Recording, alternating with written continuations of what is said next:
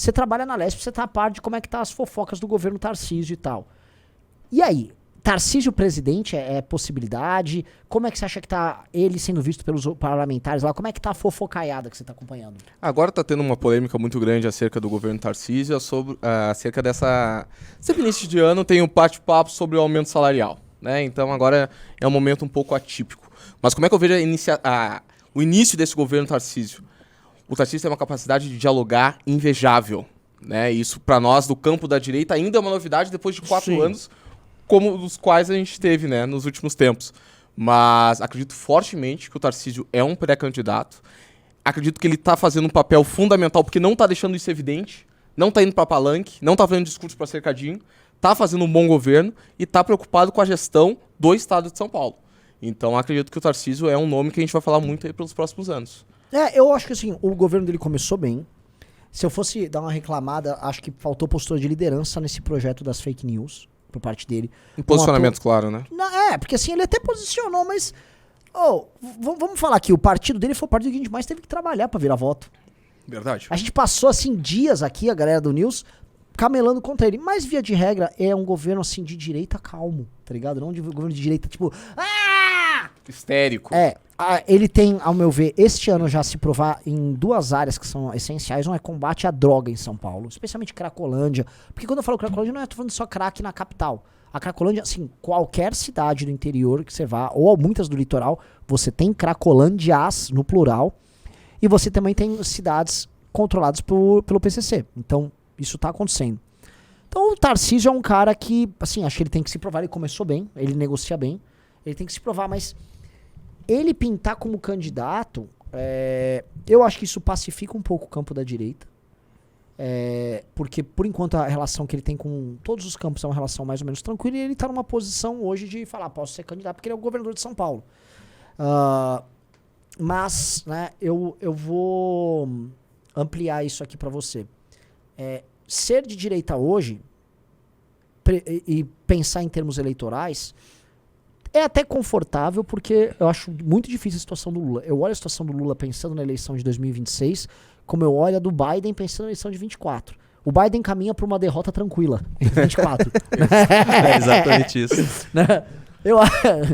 Assim, por condições normais de temperatura e pressão, o Biden tá indo lá pra derrota, ele tá vendo a derrota lá, ele tá chegando. O Lula, eu não vejo meios dele resolver a crise econômica brasileira. Não tem meios de solução. E eu vou dizer assim, eu ouso dizer que um governo de direita também não teria uma solução. Isso só vai ser resolvido, e não tô aqui falando com arrogância nem nada, quando o MBL chegar ao poder, porque o que a gente propõe é uma coisa muito profunda. Uma coisa, assim, muito... E ninguém quer falar em termos profundos sobre isso, tá? Mas... O ponto, assim, se 24 o Biden vai pra uma derrota certa, 26 o Lula vai pra uma derrota certa, o Tarcísio pensa assim, muita gente tá pensando, deixa o Tarcísio quieto, ele vai indo lá e ele vai pra eleição, disputa e ganha. É possível. Eu acho que é quase, assim, nesse cenário hoje, senhor Renan Santos, realmente, o Bolsonaro saindo de jogo pacificamente, vamos dizer assim, o Tarcísio é o natural que o eleitor do Bolsonaro vai. E a gente, assim, e o pessoal que não é bolsonarista também não tem tanta não tem rejeição do Tarcísio. Esse é o ponto. E assim, acho que esse é o ponto. E o Lula teve uma vitória muito difícil. Eu acho que o Tarcísio, se ele continuar nessa toada, senhor Renan Santos, ele vem para uma vitória tranquila em 2026. Se continuar esse cenário. Porque assim, é o primeiro nome daí dos liberais, é o primeiro nome dessa direita não bolsonarista e é o primeiro nome dos bolsonaristas, sem o Bolsonaro. Me permite só um adendo, Ju, nessa tua fala? Ah, querido. O Lula, ele sabe que não venceu a eleição, Renan. Eu tenho essa tese comigo. Desenvolva. Bolsonaro perdeu as eleições. Uma pausa. Pode desenvolver as ideias com mais tempo, viu? Vai à vontade. Né, que eu gosto tanto de te ouvir. Não, bora. Lula sabe que não venceu as eleições. Bolsonaro perdeu as eleições. Mas eu sinto em cada pronunciamento, em cada fala do Lula, um sentimento de derrota. Tu não vê nem mesmo o Lula no estilo da campanha dele, que ele começou de uma forma devagar, ele começou de uma forma extremamente frágil, né, apanhando em debate, todo mundo comentava o que está acontecendo com o Lula, será que ele está meio senil? E ainda percebo isso em determinados momentos. Mas você vê o Lula logo após de vencer as eleições, cabisbaixo, abatido, a cada matéria que sai na imprensa, as poucas matérias que saem na imprensa que tem coragem de criticar o governo dele, o péssimo desempenho econômico, a falta de adesão às ruas por aquilo que o Lula gosta, né, de ser ovacionado, o Lula ainda não saiu na rua. O Lula ainda não saiu na rua. A gente não vê o Lula com o povo. O Lula ainda permanece com medo. Isso para ele é uma vergonha inédita. E por isso que a minha dúvida, Renan, é se o Lula vai ter coragem de encarar uma nova eleição. Eu concordo contigo. O Lula, ele não vai ter capacidade de ajeitar o país do ponto de vista de repetir alguns programas sociais que são vistos como positivos pela sociedade brasileira. Economicamente, vai permanecer esse mesmo desastre. Do ponto de vista de um debate que cada vez mais vem crescendo na sociedade, e que nós da BBL fazemos com muita força, que é o debate cultural, é um tremendo desastre. E isso está fazendo com que o Lula passe a perder aquela que sempre foi a sua base eleitoral, que são as pessoas mais pobres. Então, a minha tese é que vai rolar algo meio Argentina, vai tentar colocar a Janja, a dona do sofá, a dona da cama, né? Até mesmo fortalecendo aquilo que tu comentaste há pouco tempo, de fortalecer uma oposição com a Michelle, né? Então, é esse o movimento que, a princípio, eu estou vendo. E só mais um adendo que tu falaste deste destaque a atuação do Tarcísio na pauta de segurança pública. Curiosamente, a pauta de segurança pública foi uma das principais decepções que os bolsonaristas tiveram ao longo do governo Bolsonaro. Não é mesmo? Perfeito. Então, a partir do momento que o Tarcísio consegue atacar um dos principais problemas da maior cidade da América Latina, que é a Cracolândia, e entrega algum resultado acerca desse tema, eu não tenho nenhuma dúvida que ele se torna um favorito para as eleições de 2026. E eu vou cravar mais uma, tá?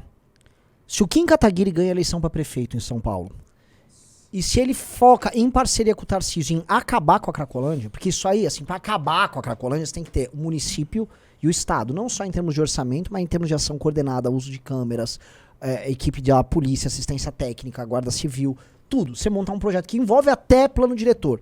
Se eles resolvem isso, eles jogam uma pressão muito grande no governo federal, do tipo, dá pra fazer isso em outros lugares, e aí?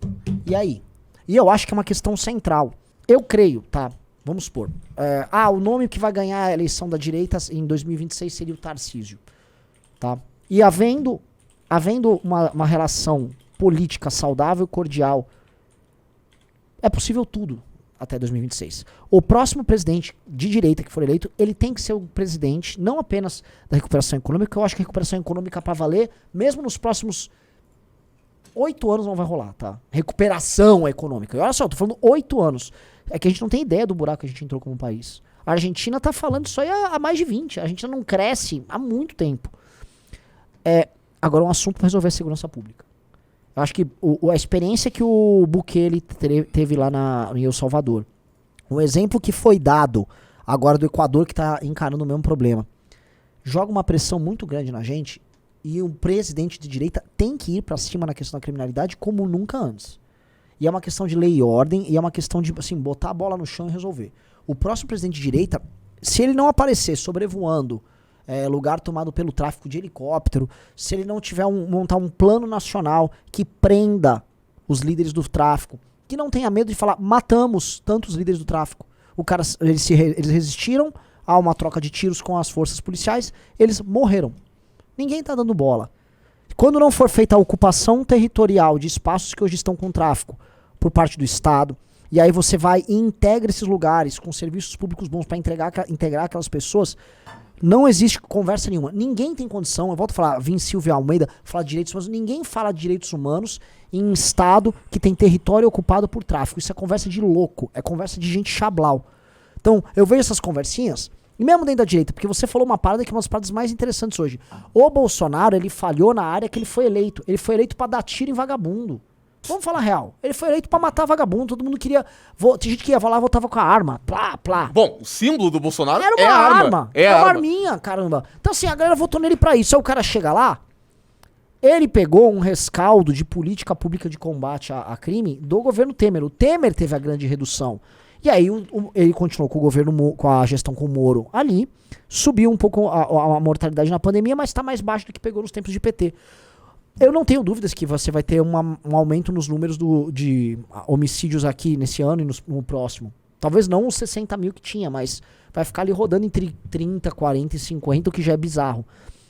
O próximo presidente tem que pegar isso e jogar assim, para menos de 10. Tem que ser menos de 10. Porque menos de 10 ainda é alto. 10 mil homicídios por ano é alto pra caramba.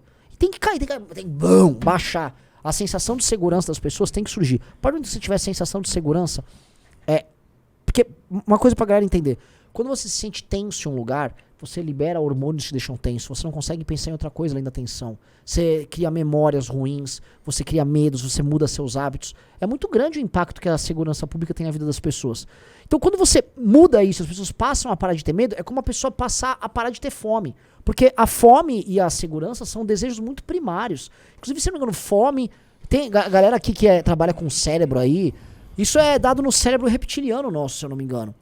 As coisas mais primárias, tipo fome, medo, sabe, risco de luta, são coisas primárias. Então, quando você resolve isso, é igual resolver fome. Então, segurança pública tem que resolver, que é coisa primária a resolver. O próximo presidente de direita tem que resolver isto. É isso que tem que ser resolvido. Resolveu essa bagaça, melhorou um pouquinho a economia, já deu um baita de um passo. Bola é tua. Agora tu falaste em segurança pública e como ela pode ser vista de uma forma transversal. A primeira coisa que eu me liguei e que eu concordo contigo, quando se tem segurança pública, a própria economia automaticamente já sente um impacto. Por quê? Se você tem segurança, você não precisa fechar o seu comércio. Esses dias eu estava vendo uma reportagem, se eu não me engano até foi discutido aqui em outro news, a questão de que a insegurança das pessoas no centro de São Paulo, com comércios próximo à Cracolândia, e como isso afetou a queda na clientela. Uhum.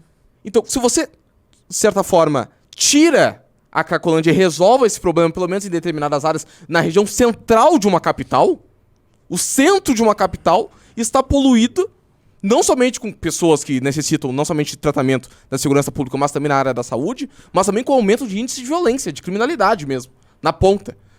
Então, se você resolve e enfrenta esse problema público, automaticamente facilita a vida do comércio, facilita a vida de quem quer trabalhar, de quem quer empreender, aumenta o público-alvo para que as pessoas possam consumir nesses locais, espaços de lazer, né? Então você acaba movimentando de forma indiretamente toda a economia, propiciando segurança pública. Mas uma pergunta que eu queria que tu falasse um pouco mais sobre isso, uma dúvida que eu tenho, é se esse sentimento de, sem sombra de dúvidas, em 2018, a principal pauta e o principal problema da população era a questão da segurança pública. Posso fazer Claro, mas eu Posso acho fazer que um ponto ainda antes de vocês continuarem? Pode, porque eu por acho que vocês favor. estão tratando de utopia no cenário que a gente tem hoje. Porque assim, o Zanin vai para o STF, a gente já tem o Gilmar Mendes, Sim. o Lula vai colocar mais 2 ministros do STF. Se o Tarcísio vem com uma pegada de segurança pública a nível Bukele que se fala? Bukele, Bukele. Bukele, sei lá. Cara, nada vai passar. Então, assim, o enfrentamento ao STF deveria ser desde hoje, o Tarcísio deveria estar fazendo com, sei lá, a Cracolândia pode ser um experimento para ele. Pegar firme na Cracolândia e ver qual que vai ser o comportamento do STF e enfrentar. Bater de frente. Porque, assim, qualquer coisa, você entendeu já? Qualquer coisa que ele tentar fazer, o STF vai lá e pá, canetar. Eu concordo e eu prevejo exatamente isso acontecendo, Junito. É óbvio que o STF vai querer canetar no caminho contrário. Só que é óbvio que você tem experiências, inclusive em brigas intrasistema, de não reconhecimento da atuação do STF sobre outros poderes. Um exemplo. Eu vou dar um exemplo para vocês. Uma vez o STF tentou derrubar o Renan Calheiros, que era presidente do Senado, final do ano de 2016. Se quiser, procura a notícia. Eu lembro disso aí, que ele falou, não vou. Ele falou assim, ó, eu não vou. Eu não acolho essa decisão. Eu sou um poder soberano. Vocês não têm... Eu não estou submetido a vocês. Abaixa a cabeça aqui, eu vou continuar aqui. Quem decide isso é o Senado. E sabe o que o STF fez? Enfiou o negócio e ficou por ali. Entendeu? O que aquela decisão? Foi o Legislativo, o Senado, estabelecendo limites para um STF que naquele momento estava enfraquecido. Ruas, Lava Jato, etc. Beleza. O ponto é, você tem que criar uma determinada conjuntura e balanço de poder para que os poderes, quando o STF venha legislar, fala não. Cala sua boca, não vou acolher aqui. Vai fazer o quê? Vai mandar prender? E o STF vai ter que baixar a cabeça. Aí depois senta todo mundo, ó, eu não vou fazer isso de acordo com você, o que você quer. Vamos sentar aqui, vamos resolver como é que vai funcionar. Ó, você não vai legislar nisso, eu vou passar um PL lá no Congresso, assim, assado, e eu vou fazer, vou receber. E a população tem que ir. Então você não pode ficar em cima, tô dentro das 4 linhas, eu tenho as armas, eu sou o comandante. Fica ameaçando igual um retardado mental, que é o que o Bolsonaro fez. Agora, é óbvio que precisa ser dado um limite nesses caras.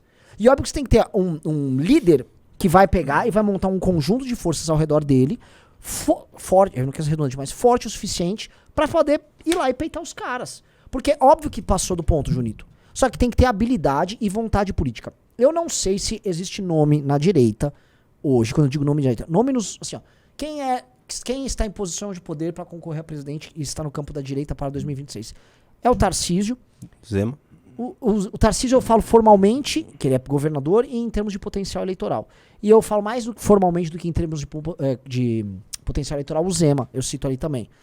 Não vejo mais ninguém. Ratinho? Não é o caso, ele não vai concorrer. Então, sim, são esses dois casos. Pergunta, e o governador do meu estado, tu tiras ele do ponto de vista da decadência? Tu tá a favor da PL da censura? Ou se ele não se enquadra mais no campo da direita? Eu vou dar um exemplo aqui, ó. O MBL fica no bairro do Morumbi, né?